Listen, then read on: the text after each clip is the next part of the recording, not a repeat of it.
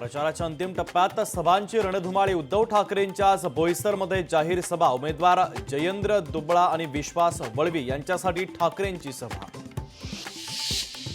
देवदेवतांचा अपमान केल्यास कारवाई करण्यासाठी कायदा आणणार, फौजदारी कारवाई करण्यासाठी कायद्याची गरज। भुसावळ येथील सभेत प्रकाश आंबेडकरांचं वक्तव्य।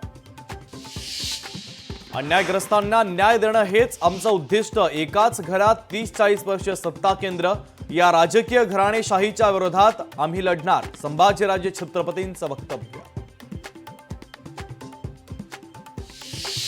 साताऱ्यातील पाटणमध्ये आज 2 दिग्गज नेत्यांच्या सभा। उमेदवार अर्शद कदम यांच्या प्रचारासाठी उद्धव ठाकरेंची सभा, तर भाजपच्या उमेदवारासाठी योगी आदित्यनाथ यांची सभा।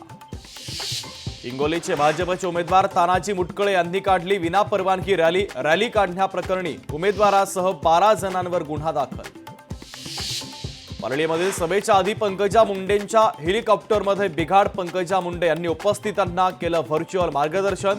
व्हर्च्युअल मार्गदर्शनाचा व्हिडिओ सोशल माध्यमांवर व्हायरल। प्रचारासाठी नेत्यांची हवाई वारी। महाराष्ट्रात 40 हेलिकॉप्टर आणि 15 विमानांची भरारी। निवडणुकीच्या हंगामात 550 कोटींची उलाढाल। आचारसंहिता भंगाच्या 7,784 तक्रारी निकाली। आचारसंहिता लागू झाल्यापासून एकूण 7,820 तक्रारी, तर कारवाईत आतापर्यंत 557 कोटी 76 लाख रुपयांची मालमत्ता जप्त। गाळप हंगाम सुरू असल्यानं ऊसतोड मजूर मतदानाला मुकण्याची शक्यता। 25 मतदारसंघामध्ये फटका बसण्याची शक्यता। हंगाम पुढे ढकलण्यासाठी केंद्राकडे विनंती। शेतमालाला हमीभाव नाहीच। नाफेड एनसीसीएफ कडून होणाऱ्या खरेदीला अद्याप गती नाही। केंद्राच्या विविध योजनांनंतर देखील शेतकऱ्यांचं नुकसान।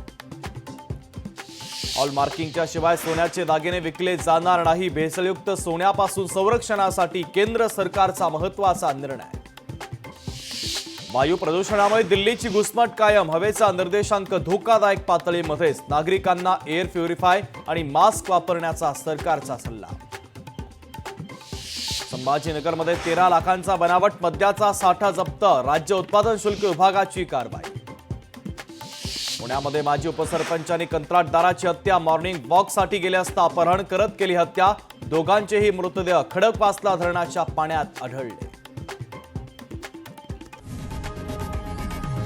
लोकशाही मराठी ऐका, पहा, जागरूक रहा।